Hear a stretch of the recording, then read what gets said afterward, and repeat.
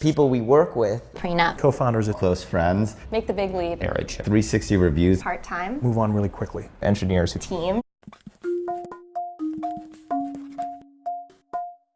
There are actually 4 of us that started Warby Parker. We were all close friends, all in graduate school together, and it was very organic. We didn't form the team based on specific skill sets. It was that we all had a passion for glasses, all had a passion for starting a business. Meryl and I met when I was working on this cookbook. It was a 6-year process, and we spent hundreds of hours in the kitchen together. We work incredibly well together, and then we had this idea, and so we decided that it was good to, that we would make the big leap and go into business together. We promised each other 2 things. One was that we were going to work really hard, and then the second was that we were going to do everything possible to ensure that our friendships will be maintained throughout the process.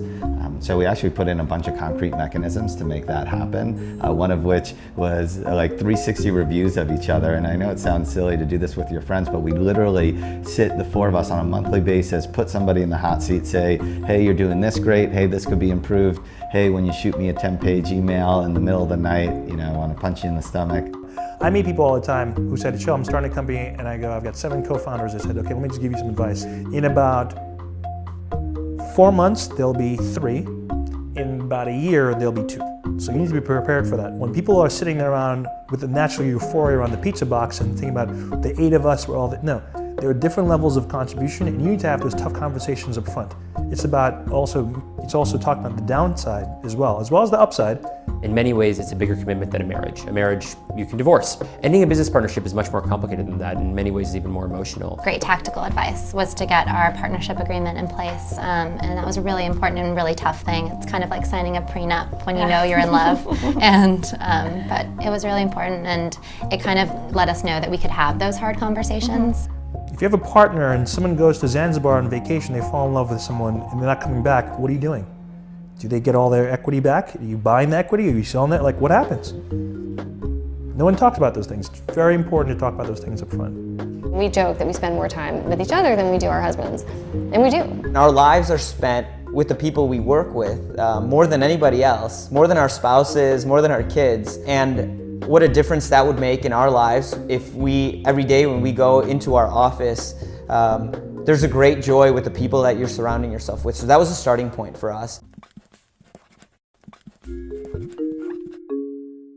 Actually, to have a set of principles that you start with. And those principles can be something like we don't hire assholes, right? Or they can be just kind of general principles and then guide, the construction of your team and the culture of your company around those principles versus types of people, just like a set of ideas or concepts, that what you want your culture, how you want your culture to be, how you want it to exist, and then construct the team around that set. Our first hires were actually people we knew really well.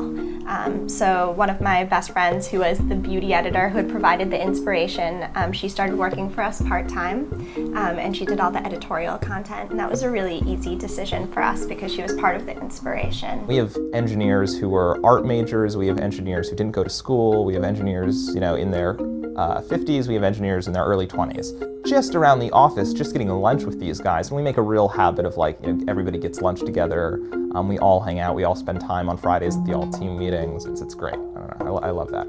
As soon as you sort of have some traction, I think it's incredibly important to find a really strong technical co-founder who can be executing and iterating against every single thing we're learning on a daily basis. It's invaluable. We're biased towards engineering-led teams.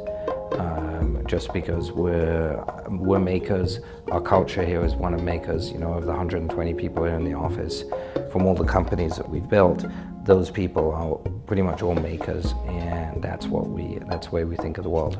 If you're hiring someone for sales, have them pitch you. Have them pitch you. Easiest thing. That's how you determine, can they sell your product? Okay, have them pitch you hard, a couple times.